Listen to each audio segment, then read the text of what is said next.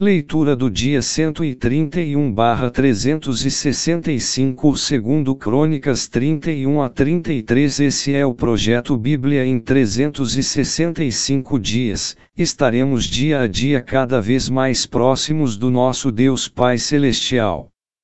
Referência à leitura do dia 11 de maio de 2023 do Plano Anual. Segundo Crônicas 31. Porque a idolatria era algo tão ruim. Os israelitas conheciam e tinham acesso ao único Deus verdadeiro, mas constantemente voltavam a cultuar imagens de madeira ou pedra. Abandonavam a adoração ao Criador para servirem a criatura. Somos igualmente culpados quando Deus deixa de ocupar o primeiro lugar em nossa vida. Quando nos preocupamos mais com riquezas, prazer, prestígio ou bens materiais do que com Deus, na verdade adoramos a estas coisas como se fossem deuses. Por causa da idolatria, os líderes de Judá foram exilados em terras estranhas.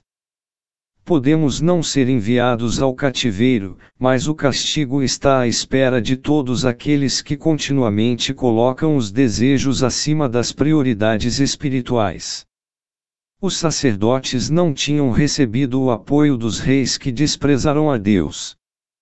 Depois que o templo foi reconstruído, Ezequias organizou os sacerdotes e ordenou que recomeçassem seus trabalhos no templo, de acordo com as orientações concebidas por Davi. Ezequias retomou a prática de dar dízimo. Cada cidadão deveria contribuir com a 10ª parte de sua renda.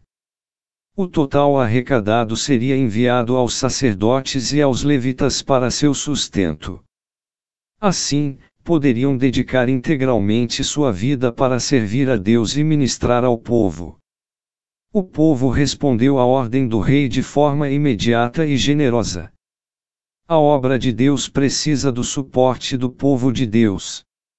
Será que ele recebe regularmente um percentual digno de sua renda? A generosidade transforma as nossas ofertas em atos muito agradáveis para nós e para Deus. Como a igreja seria diferente se todos os crentes seguissem o exemplo acima de maneira consistente? Pelo fato de Ezequias ter feito o que era bom e reto, e verdadeiro perante o Senhor, liderou o povo em sua renovação espiritual. As ações do rei nos servem como um modelo de avivamento. Pois ele 1. Lembrou-se da compaixão de Deus. 2. Persistiu, apesar da ridicularização que sofreu. 3. Eliminou corajosamente as más influências de sua vida. 4. Intercedeu por seu povo ao implorar o perdão do Senhor.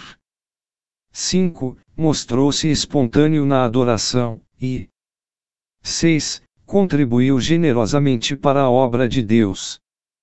Se algum desses elementos estiver ausente de sua vida, comece a meditar sobre como poderiam ser buscados, e renove seu compromisso com Deus. Segundo Crônicas 32. Na época de Ezequias, a Assíria era um grande império, controlava a maior parte do Oriente Médio. Localizada na região onde atualmente estão o Irã e o Iraque, a nação começou a estabelecer seu poder sob o governo de Assurbanipal II, 883 a 859 a.C., e seu filho Salmaneser III, 859 a 824 a.C. No reinado de Tiglat-Pileser III, 745 a 727 a.C. As fronteiras da Assíria estenderam-se até os limites de Israel, tornando-a um dos maiores impérios da história antiga. Salmaneser V destruiu o Reino do Norte em 722 e seu neto, Senaqueribe, 705 a 681 a.C., tentou subjugar Judá, o Reino do Sul. Menos de um século depois, a Assíria estaria em ruínas, 612 a.C. Senaqueribe desejava conquistar essas cidades para que a população lhe pagasse impostos. Forçar os povos conquistados a pagar tributos era uma forma de os reis vitoriosos construírem a base de sua renda. Muitas vezes, a Assíria chegou a exigir o Império Assírio. O poderoso Império Assírio se estendeu do Golfo Pérsico, pelo Crescente Fértil, do sul até o Egito. Salmaneser III estendeu o império pelo mar Mediterrâneo, conquistando cidades até o oeste de Karkar. Tiglat-Pileser ampliou o império ao sul, até a Síria, Israel, Judá e Filistia. Foi Salmaneser V quem destruiu Samaria, a capital de Israel, como compromisso de fidelidade que uma determinada nação pagasse impostos em forma de gado, vinho, equipamentos de guerra, cavalos, bigas, armas, ouro, prata ou qualquer outra coisa que agradasse ao conquistador. Para a Assíria, os impostos eram mais importantes do que os prisioneiros, porque estes lhes traziam despesas.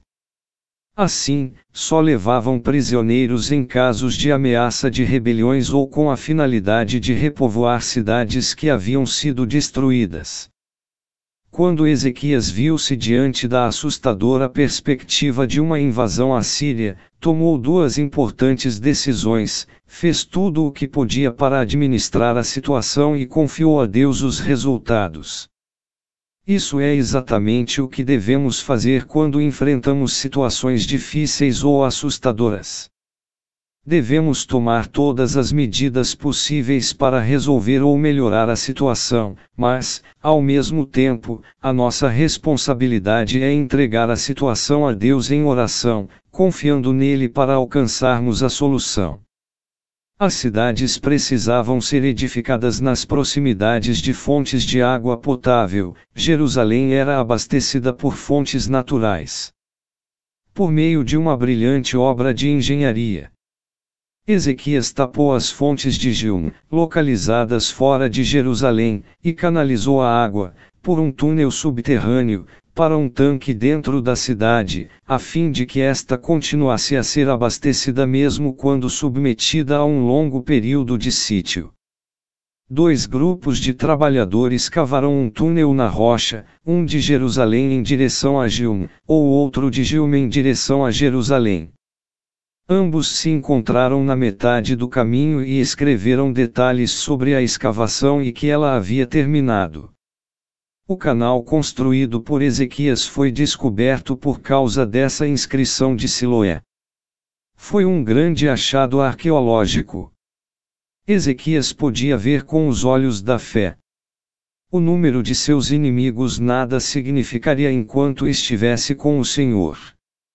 A vitória vem não por força, nem por violência, mas pelo meu espírito, diz o Senhor dos Exércitos. Ezequias podia, com toda confiança, encorajar seus soldados, porque não tinha dúvidas sobre como se encontrava perante Deus. Você está com o Senhor. É possível que nunca tenha de lutar contra um exército inimigo, mas as batalhas que enfrenta diariamente podem ser vencidas por meio do poder divino. Uma prova pode revelar o verdadeiro caráter de uma pessoa. Deus provou Ezequias para que ficasse patente como ele realmente era e mostrar-lhe tanto os seus defeitos como as atitudes de seu coração. Deus não abandonou Ezequias totalmente, não o tentou nem o enganou. A prova tinha a finalidade de fortalecer Ezequias, desenvolver seu caráter e prepará-lo para as tarefas que o aguardavam. Em tempos de sucesso, a maioria das pessoas consegue viver tranquilamente, porém as pressões, os problemas e a dor rapidamente removem sua fina camada de bondade, a não ser que sua força venha de Deus. Como você se comporta sob pressão ou quando as coisas não vão bem? Conforma-se ou volta-se para Deus. Aqueles que estão consistentemente em contato com Ele não precisam preocupar-se com aquilo que as pressões possam revelar a seu respeito. Devagar e sem alarde, a Babilônia se tornava uma potência mundial. Ao mesmo tempo, o Império Assírio sofria um lento declínio devido a disputas internas e uma sucessão de reis fracos. Quando a Assíria foi finalmente arrasada em 612 a.C., a Babilônia, sob o governo de Nabucodonosor, tomou seu lugar como potência. Porque Deus abandonou Ezequias. Após ter se recuperado de sua enfermidade, tornou-se orgulhoso. Quando os embaixadores foram perguntar a respeito da cura milagrosa, Deus se afastou para ver como Ezequias responderia. Infelizmente, os atos do rei revelaram um orgulho descontrolado. Enfatizou suas conquistas, não as obras de Deus. O orgulho consiste em qualquer atitude que eleva nossos esforços ou nossas habilidades acima de Deus ou que trata com desprezo as obras que Ele realiza em nós. O orgulho faz com que nos ensoberbeçamos pelos nossos sucessos e desprezemos os nossos semelhantes. Deus não se opõe à autoconfiança, a uma sadia autoestima ou à alegria por nossas realizações. Porém, ele faz objeções à atitude insensata de assumirmos todo o crédito pelo que foi feito e de nos colocarmos acima dos demais. Segundo Crônicas 33. A feitiçaria consiste em usar o poder do mal. A adivinhação consiste em predizer o futuro através de presságios. Entre 652 e 648 a.C., a Babilônia se rebelou contra a Assíria. Essa rebelião foi vencida, porém a Assíria pode ter suspeitado que Manassés deu apoio à Babilônia.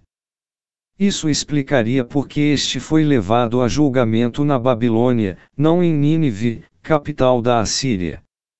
Em uma lista de reis perversos, Manassés poderia ser apontado como o pior. Sua vida foi uma coleção de iniquidades. Ele adorou ídolos, sacrificou seus filhos e profanou o templo.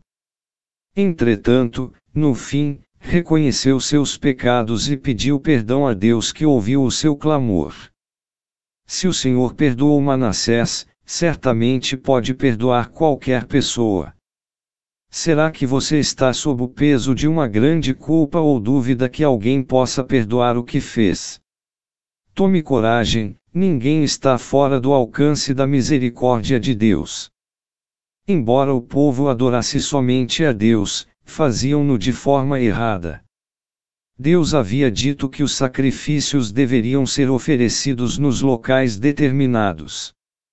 Isso evitaria que os rituais de adoração fossem mudados e que os israelitas sofressem a perigosa influência da religião e das práticas pagãs. Infelizmente, eles continuaram a usar locais de culto pagão e não percebiam que adotaram práticas contrárias à lei de Deus e que o desagradavam. Estavam misturando as crenças religiosas, isso leva à confusão a respeito de quem Deus realmente é. Devemos acautelar-nos para que influências seculares sutis não venham distorcer a nossa adoração.